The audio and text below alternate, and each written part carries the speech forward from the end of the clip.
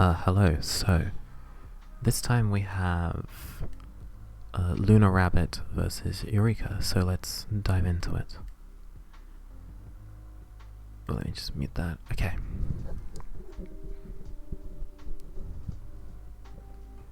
Oh, let me speed it up actually. Should be possible to... Okay, there we go. When the dice roll, good start, good start, good start.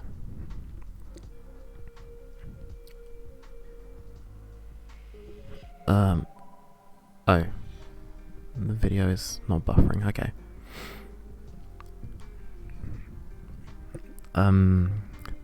This should be an easy keep. If I was him, I'd probably keep. Yep. Oh, I don't have the deck list, so I don't know how good a keep that was.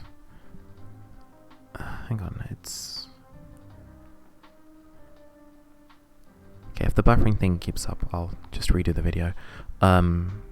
Not sure how I feel about playing that. What did we lose to do that? Aldo Emperor and Odin. That reveals a fire card.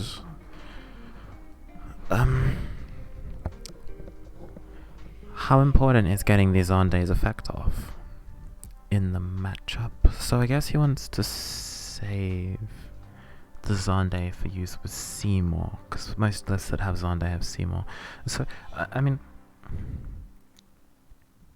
I'm not heavily against this as opposed to playing the Zander, but we'll see what happens. So let's think about it a little bit more. So the Zander at the moment is your only fire backup. Again, without the list, I can't say exactly how many fire backups there are, so how likely they are to, draw into another fire backup. But if you do not draw into another fire backup, at some point in time, you're always going to have to ditch the Aldo Emp for a fire backup. It's just something worth to think about. I mean, now the Terror is going to be ditched instead, but the point is you're always going to have to discard to play it, so... You lose out on a CP like this, but that's probably not the end of the world. So, judging by the fact that he saved Zonde last turn, we're going to save... that is a sad set of hits. I was going to say, we're going to save the Zonde this turn as well. So the take is lightning here. It's lightning. Okay, no, yeah, the take is lightning here, and then you can make the choice to play Zonde or not. So...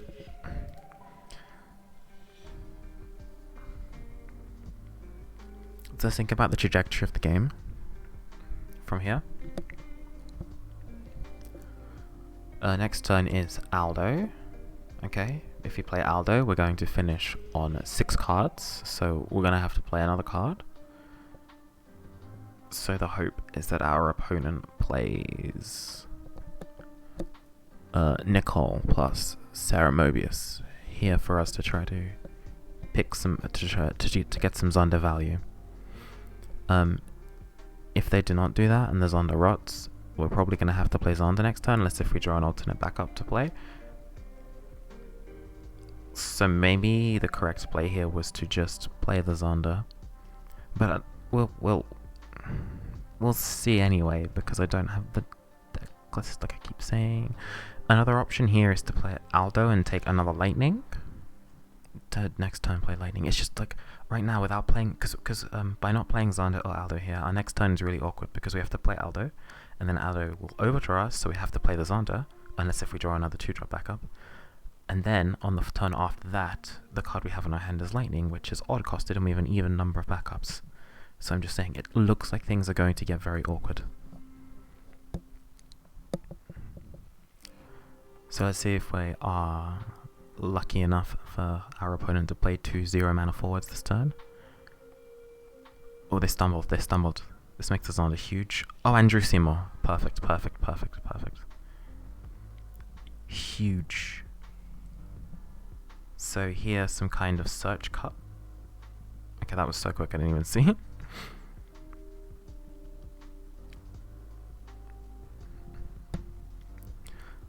So I'm not familiar with the experts in this deck, but if there was a search card, that would have been cool.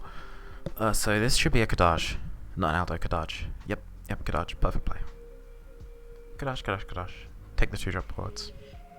Yep. Okay, perfect, perfect.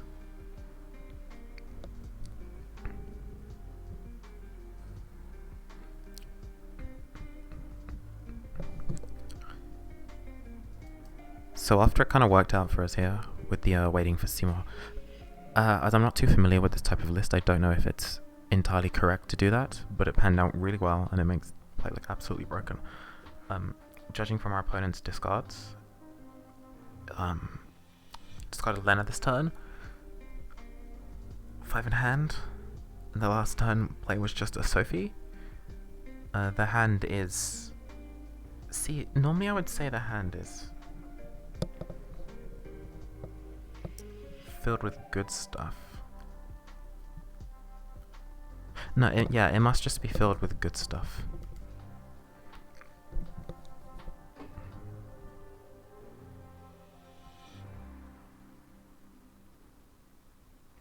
If we keep the break zone up, that would be really helpful for me. Anyway, let's take a look. So far it's panning out pretty well. There were a lot of chances for this game to get awkward, but the Seymour draw really saved the day. Oh my gosh, was that just a Mist Dragon to remove? Okay, his hand is filled with absolutely nothing. Absolutely nothing. This is probably just going to be another Sophie. Unless if the Mist Dragon do something, it's probably just another Sophie.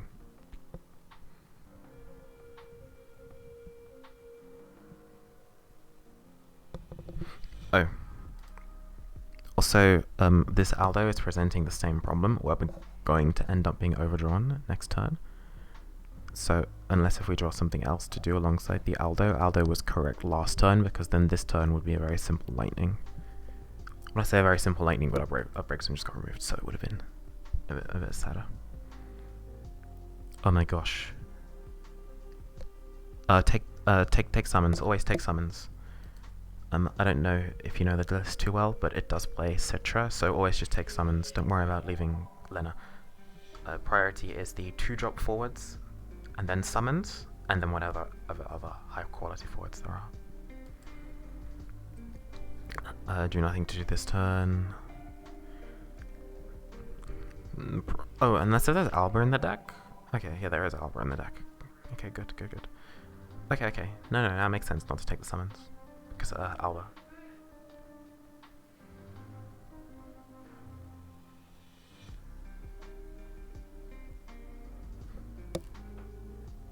Okay, so this is being played really well by LunarRabbit. You're getting Chantaltoed here, unfortunate. You played really well, actually. You can almost set out the summons, because you knew you were playing Alba next turn.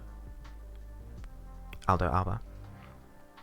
The only slight thing is the holding on to the Zonda, but it panned off.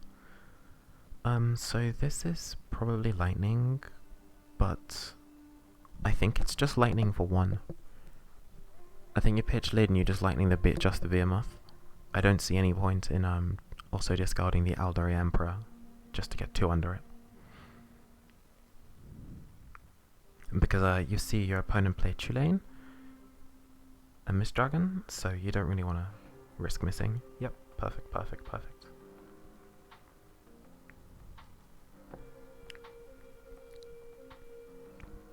A lot of good stuff this game.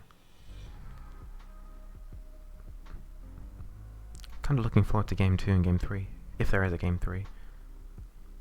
Because Eureka's doing what he can with the cards that he's got. Granted, he doesn't seem to have very many good cards. So playing this well against Eureka while he's got good cards, I want to see how that pans out. So here I don't exactly hate the X-Star. I think it's pretty good here. Yep.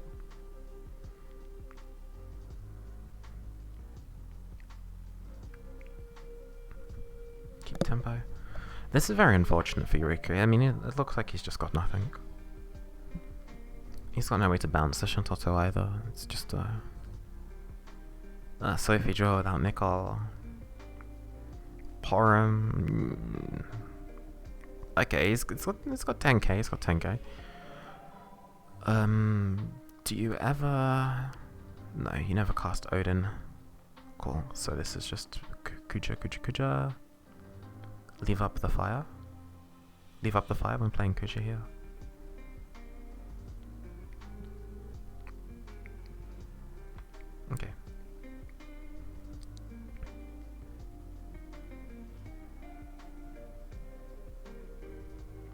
mean, I guess it doesn't matter because if you do cast Bahamut, you end up discarding. You have a 5 backup to discard.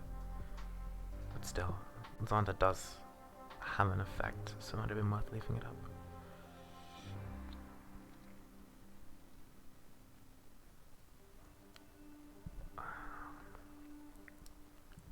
There's no way to reoccur Shuntoto as far as I can tell.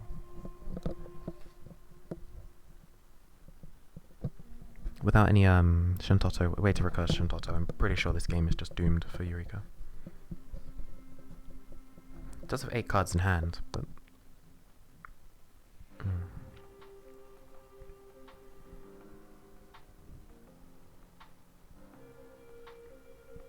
Honestly, a lot of what this game came down to was the drawing the Seymour on the turn that Xander became playable. Again, how often that works out, I don't know for sure. I'm sure there's some math I could do after the game to work it out and say empirically whether one is correct or wrong, but... well, correct or wrong, what percent of the time. But it panned out, took the risk of holding the Xander. I guess it was never really a risk knowing that there is Alba in the deck, actually. Because a lot of my concerns with holding onto the Xander were that the Aldo was making the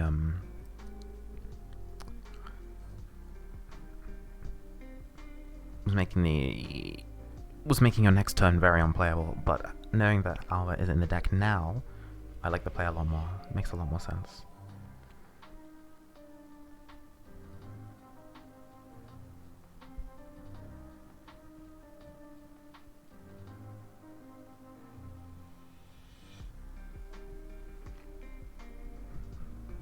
Nice use of the Krelvish and Toto there, by the way. So this is Sophie number 2/3. Ooh, Fenrir. Okay, Fenrir.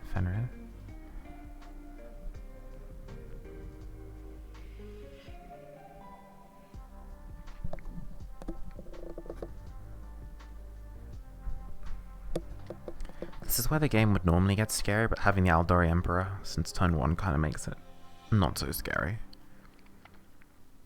Very easy Aldori. In fact, is there any lethal opportunities here? Like if you play Alba or Aldori is active forward.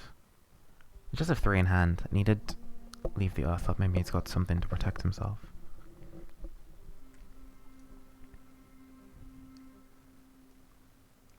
Either way, I think Alba is coming down this turn, 100%. Just like discard, play Alba, something like that. Like it might as well threaten the life total.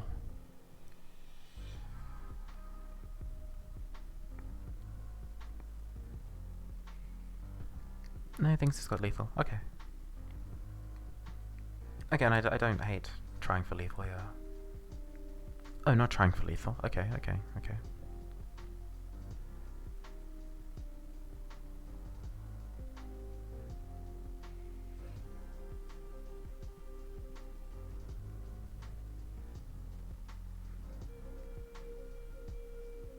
Probably Cooch.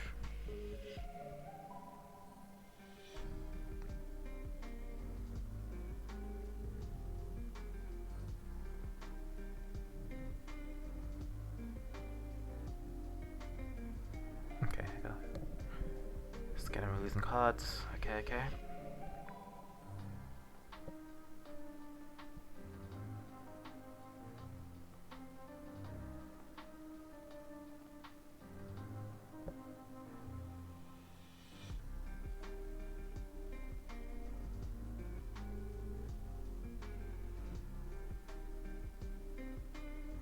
Did I miss something?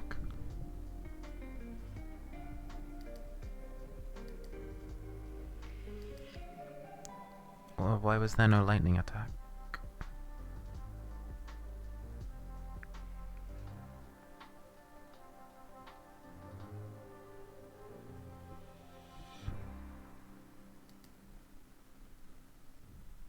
Why was there no lightning attack?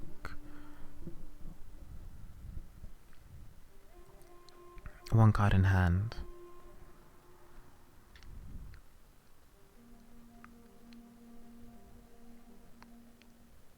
if you attack, you take away. Oh, he's on 4 damage. My mistake, my mistake. I thought he was on, I could only see 3. Yes, on 4 damage you don't attack here. If you attack here while you're on 4, the chump block takes place. Then his opponent, if he can clear the Aldori Emperor through something plus Sophie plus Hecaton, then he's actually dead. So yes, that was correct not to attack there. I couldn't see the damage was 4, sorry. I thought the damage was 3. Yep.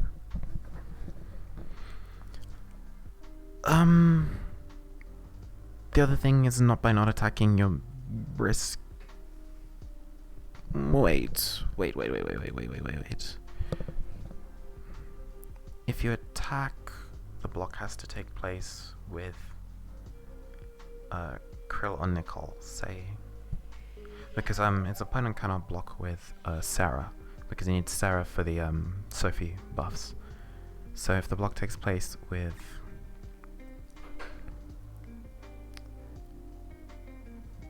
let's say that Krill and Nicole are identical in this case. Let's say Krill takes the block.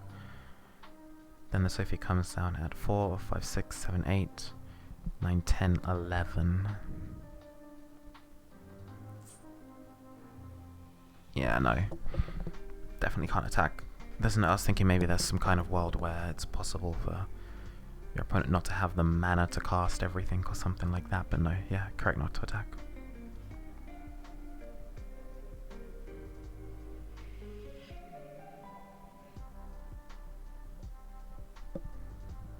Okay, well there's no lethal coming through. Or at least it's very unlikely for lethal to be coming through. Still possible, still possible. Cooch. So Sophie has to be the next. Okay, cool. Should be a win then. As soon as you see the Cooch being used to draw here, it's probably a win.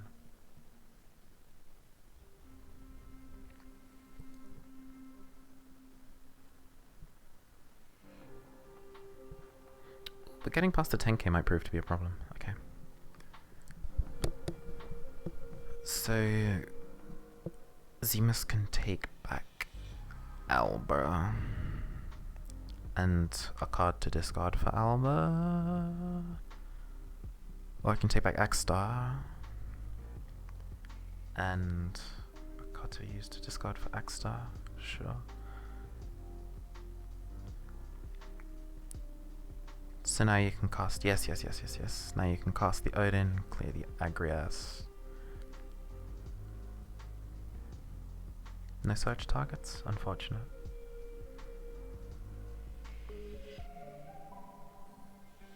I will say, Eureka's held on for very long considering how poor his start was. Just kind of shows the power of the deck.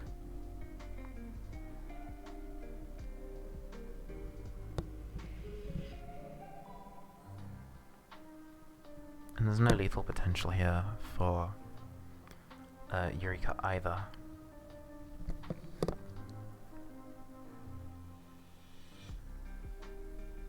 Yeah. Okay, no, that was very well played by LunarRabbit there. Very, very well played actually. Navigated everything perfectly as far as I could tell. And like I said, the only potential cause for concern for me was to do with the Aldo overdrawing by not playing Xander. And then with Alba being in the deck, that meant that the Alba holding the Aldo was actually completely fine, because you were never actually going to overdraw, you were just going to play it and push out an Alba at some point. So yeah, no, that was very well played.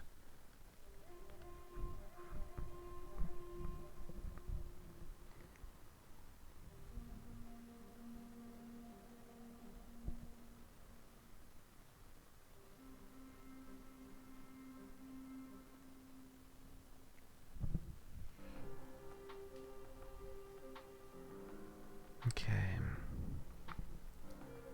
Easy Mole. Yikes of a hand. But not too bad depending on the Ramsar. Okay, Eureka, very strong opening.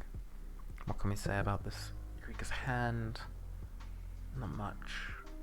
Those are like two very low priority Earth cards, and the Aggress is only good if you have Avelia / Princess Sarah. So, but even if you have them, if that's your only other water card,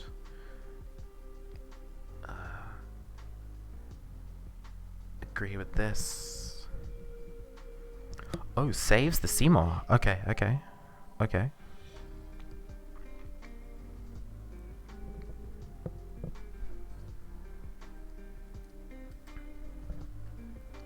I'm going to take 1 sec to check the text on Seymour. Just want to check if the stacking of a summon is mandatory. Could also give me a better insight into how this player's thinking, how LunarRabbit's thinking. Mandatory to put. Okay. In that case, I agree with I kind of agree with not playing it, because then you increase the odds that you draw summon this turn. Sorry, draw back up this turn. So here I assume put one of the Odins on top.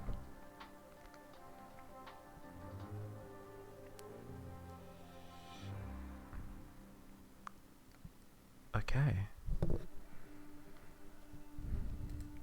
Okay, so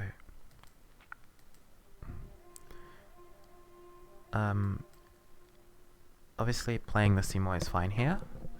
So then the question is, well, and then you obviously put Odin on the top. The question is, are you supposed to do this pre-combat, post-combat? Are you supposed to do this?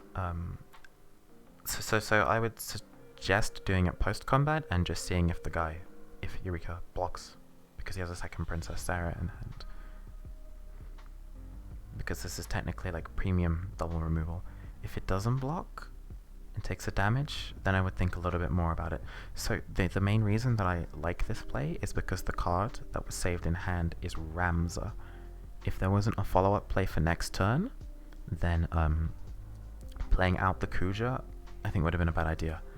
But because next turn is just Ramza pass, playing out this Kuja is like technically fine. And Shantotto is obviously very weak against a board that involves Godage. Also, Shantotto is very weak on 2 backups, so this is...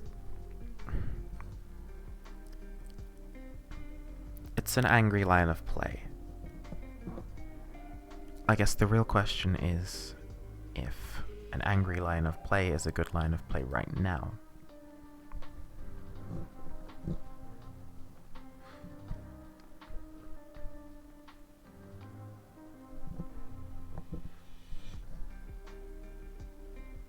Because it honestly looks like Eureka's drawn absolutely nothing again. Okay, Princess Sarah. Alright, we got a game.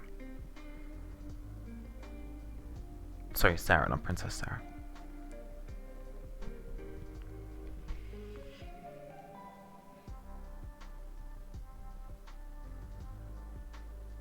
What's that lid? Sure.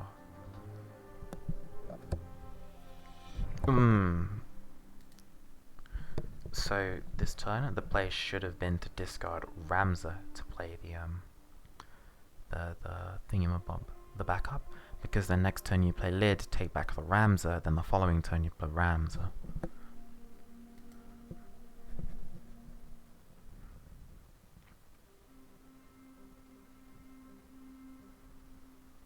So right now, what the way you lose is by just like kind of running out of steam. So being efficient, thinking about your backups, more important than what?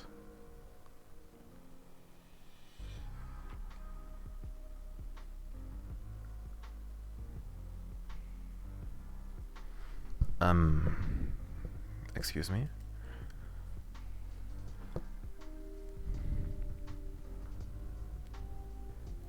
I am more puzzled by Eureka's line of play here than by what's taking place on LunarRabbit's side. No Avelia? Question mark?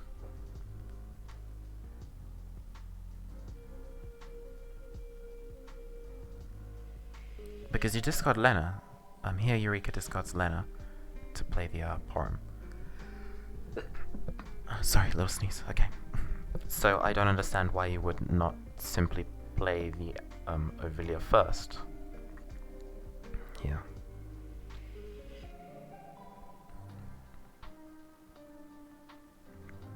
It makes me wonder what cards are in hand to make playing Ovilia before, because obviously Eureka has to play something here. He cannot just go to 5 damage.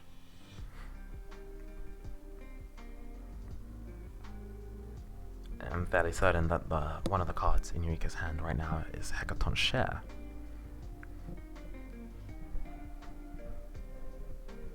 So then, what are the other two? It's probably not Staramobius. Probably not Una. Could be additional Nicol, maybe? But I think Nicol would have been played last turn. I'm not entirely sure what the hand is other than a Hekaton Share, but I'm fairly confident that you're supposed to play the Agria. I mean, maybe you're not. No. Maybe you're not supposed to play the Ovilia, because the negative 7,000 power doesn't actually do anything right now. It does very little against this deck because LunarRabbit's deck is filled with huge dudes other than the Alba.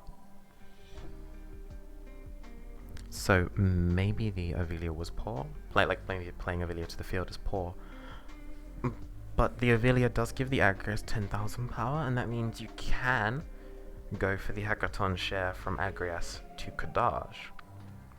Because I believe this turn he's just I believe this turn LunarRabbit is going to dull the Agrias and then attack with the Kadaj and the Kuja, and then Hekaton Share is going to come out and take out the Kuja. But if Ovilia was in play instead of Porum, per se, Porum might have been the draw for the Agrias, I'm not entirely sure. But just if something else was in play here, but if the Ovilia was in play here, then Hekaton Share can be used on Kadaj.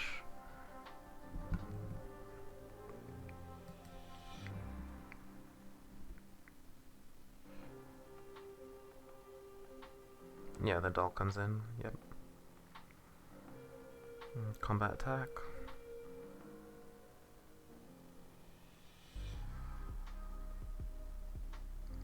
Whoa.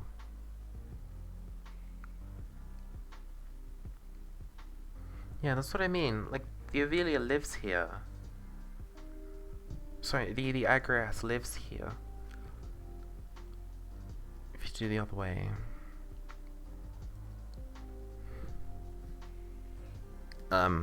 About this turn, by the way. So this turn there was potential to, like, for example, go Red Mage plus Ramza, go to 4 backups. Let's think. By playing the Cloud, you threaten to push your opponent to 5 damage. However, you know your opponent has Hekaton Share in hand, otherwise the way they tap it makes absolutely no sense this turn. You also can assume that they have Hekaton Share because they played Porum out above, like, some other card. Like the Nicol, for example, or the Lena. They played Porum out with no summons in the drop zone because they have a summon in hand that they want to cast. So you can work out, like, it's very, very clear that the hand that Eureka has is Hekaton Share, which again is why I was extra puzzled why the Ovilia wasn't played. So because you know that the hand is Hekaton Share, either Hekaton Share is going to come down on Kadaj, Hekaton Share is going to come down on Kuja. I mean, I'd be thinking probably it's going to come down on Kuja. So how I would approach this turn is by starting off by attacking first with your units. And then if Hekaton Share comes down on Kuja, you can consider using the Cloud to pick off the Agrias, leaving Yuki with an empty board and you with Kadaj and Cloud. However, if Hekaton Share comes down on the Kadaj, from Agrias to Kadaj, then I would assume that he's got Shantoto in hand, so we've worked out what Eureka's hand is. Eureka's hand is Hekaton Share, Shantoto, and some third card that he can't discard or utilize this turn, such as another Agrias, another Ovilia maybe, another Nicol maybe. That's basically where I'm at with his hand. So yeah, what you should be scared of most is Hekaton Share coming down, killing Kadaj, blocks with the Porum or like the Porum trades or whatever, takes back a summon and then plays Shantoto and clears your Cloud and your Kuja. So to avoid that, what you do is you first of all attack with Kadaj and Kuja first, work out whether he has Shantoto in hand based on which of the 2 units Hecaton Chair gets used on. And so, for example, when Hecaton Chair comes down on the Kadaj, I would know for a fact my opponent has Shantoto in hand, so I should probably just go to 4 backups by playing the Red Mage and the... I think it's Red Mage. Black Mage? Black Mage. By playing the Black Mage and the Ramza. So yeah, from based on the actions last turn, which is also another reason probably why Avilia didn't come down, because Avilia would mean Agrias gets preserved, and preserving Agrias is useless if you intend on Shantoto in your own board. So yeah, you can work out what's going on, and once you work it out, then you realize that the Red Mage... Basically, wait for main phase 2 before doing this.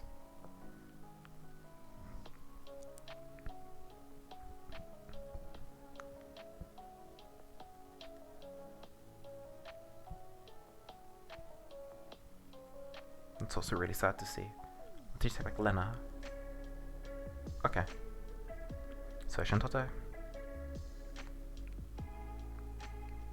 Yep.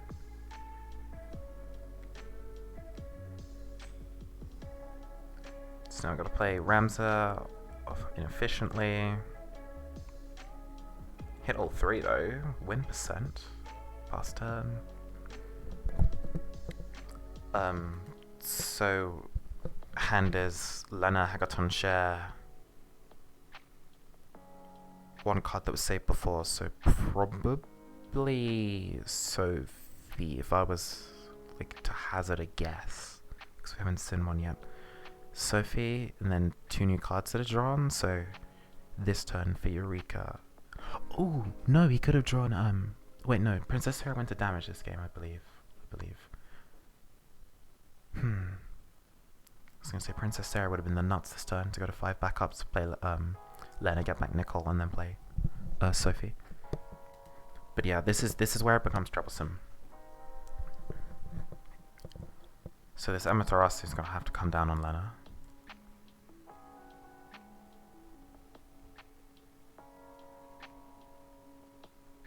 Don't have a choice on this one. Oh, I did have Princess Sarah. Remember, maybe it was last game I went to damage. Yeah, this game looks doomed from here. Played so perfectly game 1, and technically this game, I believe actually that you played very well this game. It's just what you did was were plays that were in a vacuum. You did not consider what your opponent's hand was, and due to that, it's what ultimately led to your downfall.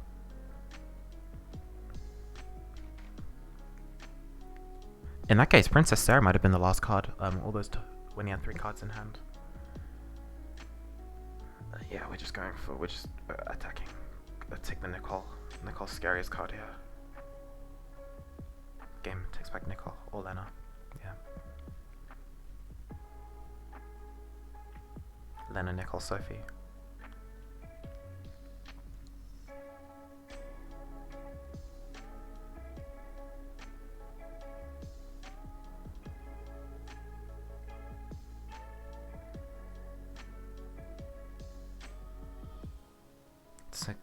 Dodge is the play here. Plus 2k Brave. Should give the Brave,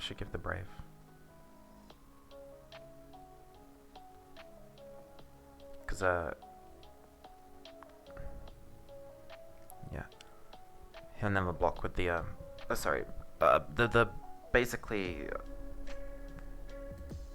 I don't know what Princess Sarah called. But if Princess Sarah called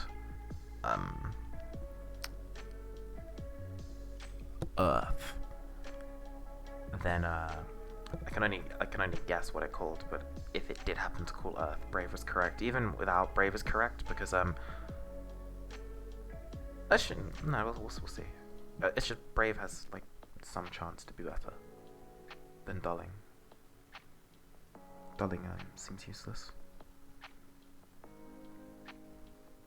And take back Odin. The 5-drop. 5-drop Odin. Yep. Good.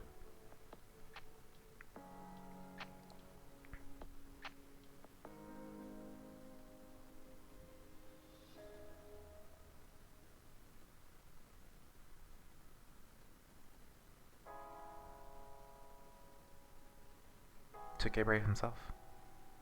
He needs 2k Brave to protect from a Hecaton Share.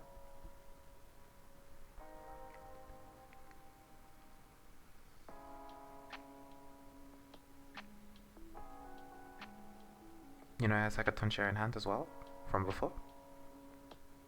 Opts not to use. Lucky, lucky.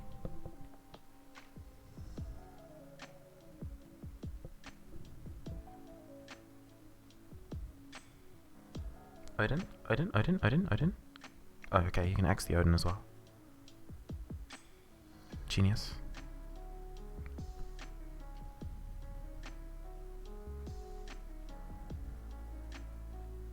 Miss Dragon. Just Odin the Nicol, by the way.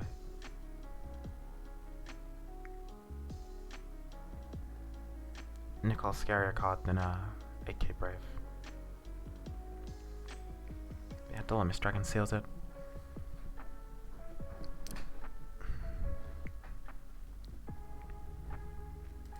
Okay, so this game, the mistake was not thinking for what your opponent had and opting to play Cloud in M1.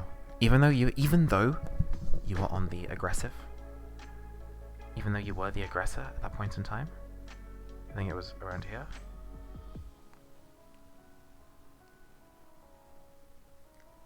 Oh wait, no, there was another mistake, right? The mistake was this turn. So this turn, discarding lid was a mistake. Not meant to discard lid. You meant to discard Ramza, and then keep lid so that you have the option next turn to play lid, take back Ramza, and and build up a board again, build up backups. Because even though you're down on hand size right now, you have two very strong forwards in play, including the Kadaj, and Kadaj is going to guarantee take some number of cards for him to manage. And if the Ramza hits 3, then you're ahead. So you can catch back up on hand size. So keep lid.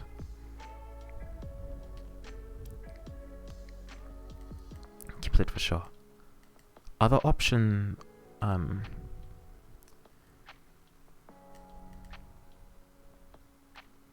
no, yeah. You're just supposed to discard Ramza. Then this turn, like I said, with deductive reasoning, you could have worked out for sure that your opponent has Hecaton Share because, like I said, discarding the Ovelia is a nonsense play as far as I'm concerned. Therefore, your opponent knows something that you don't, and what they know is that they intend on Hecaton Share, kill Kadaj, and then use Shantoto. So, with that in mind, which is something that you could totally have worked out, you know, to always go combat first and scout what the Hecaton Share is going to be used on, because at the very least, you know that there have been 2 backups left up to cast Hecaton Share. At the very least, you can work that much out. And then, you know, if the card gets used on Kadaj, then he's playing for value and not going to Shantoto you.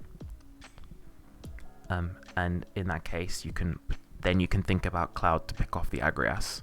And if Hecaton Share gets used on Kadaj, then you know 100% that your opponent has is going to Shantoto you. Otherwise, it's just because there's no reason to chuck away there's no reason for Eureka to just lose his huge unit, you know? Because if you go Hecaton Share, Agrias to Kuja, block with Porum, take back Hecaton Share, then next turn think about Hecaton Share, maybe draw another Ovelia, something like that. So yeah. Then that made the correct play this turn to be Red Mage into Ramza. You go to four backups, and try to battle that way. Because imagine the trade comes through with the Hecaton Share here, and then you go to 4 backups. You know, suddenly it's all very awkward. And like I said, if your opponent does end up doing it from the Agrias onto the Kuja, then you have the chance to do to do other stuff. And the correct play here was 2k Brave on Kadaj. You can also 2k Brave on Kuja if you're scared about Hecaton Share coming down. If you're scared of the Hecaton Share value line of play. Because if you're scared of your opponent going Hecaton Share Kuja, block with Porum, take back Hecaton Share Kadaj next turn, Then you can 2k Brave your Kuja to protect it this turn from the Hecaton Shah. So I think Dal Agrias was a mistake. Dal Agrias was a mistake. You're definitely supposed to be braving one of these two. Brave 2k one of these two, whichever one you're scared of getting Hecaton Shared.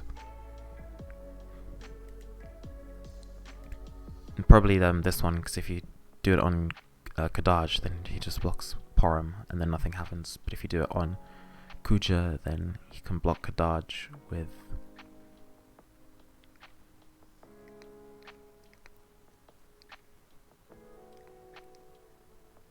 No, the same thing happens. Maybe 2k Brave wasn't. Maybe 2k Brave isn't correct. Maybe 2k Brave isn't correct. Maybe the doll is correct actually, because a 2k Brave leaves one of them vulnerable. Yeah, okay. No. I don't dislike the doll actually. The more I think about it, doll is fine, but it's the stuff afterwards that mattered.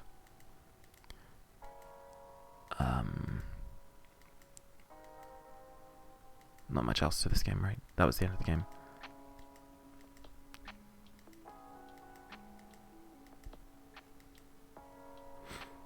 Alright, game 3. Eureka played that game pretty well, actually. I think most players would have just died. Oh, wait. Going back to that turn, actually. You know his last card in hand isn't an Earth card. Because otherwise he wouldn't have left two backups open. He'd have just tapped to play more efficiently. His last card in hand is a Water card. Or Light card, so it's probably Princess Sarah. Which is also why I discard Ovilia. Because, with 3 backups in play, the last 2 backups that he's going to play this game are Shantato and Princess Sarah. Yeah, makes even more sense. Okay, right. Here we see another, do we play Zande turn 1 or not? And we're going to see what happens. I personally would Zande turn 1 every time, but every turn here. But we will see. Oh my gosh, Eureka, what are you doing, bud? What are you doing? See you later, bud. Hit an X-Burst as well. Yeah, that's what I would say as well, Eureka. I would also say lol. So once again, Eureka's hand is hot nothing. Okay, he drew the probably one of the only cards that still salvage this game. That and the Sarah thing in my lip. Probably lose the Bahamut here.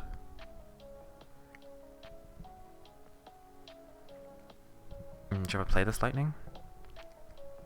You know, I think I'm playing Behemoth K next turn, so I just pass.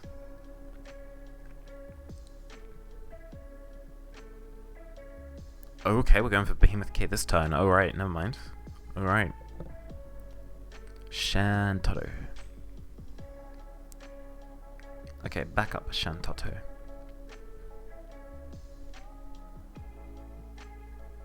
I'm not sure how in love I am with holding on to this Bahamut versus the Lightning that says generate 20 million cards. Okay, so you're just gonna Amaterasu with Shantato and we're done here.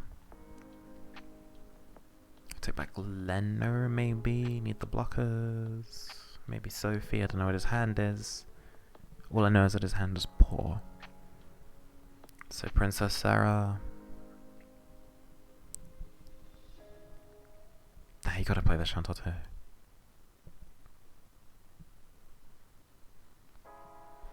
Actually, maybe he doesn't. Maybe he doesn't. Maybe he waits on it for a time when the backup isn't open. So at least the Shantato makes his opponent discard 3 cards. So what do you cast here as Eureka? The issue is his hand is so poor. I'm not entirely sure what he's supposed to do here.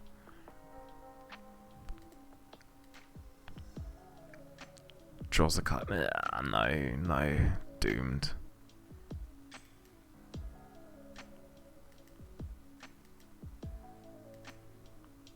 Yeah, Shantato's anyway.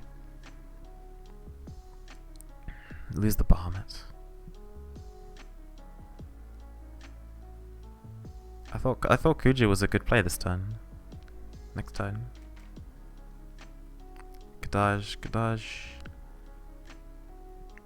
Okay, maybe you know something about the matchup I don't, because you're really loving this Bahamut.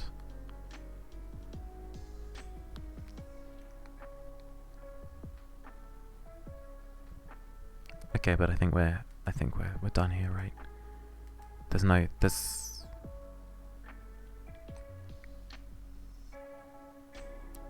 Is this the comeback?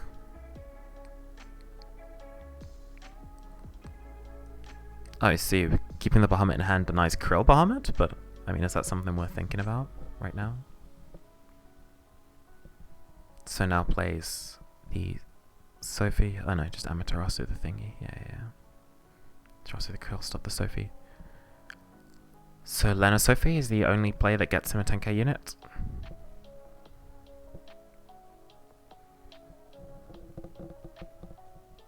We know one of the cards left in hand is Sophie. Dead.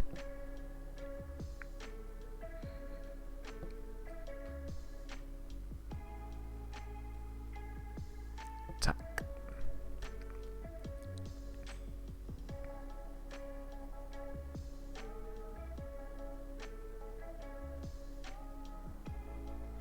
So this has to be Nicol. If it's not Nicol, then we're done here. Yeah, no Nicol.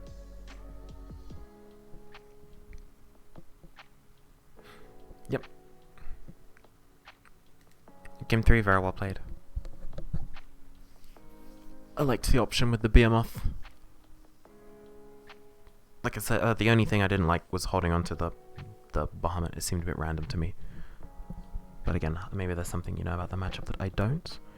But yeah, the game 2, the only real game you made mistakes, and that was the game that you lost.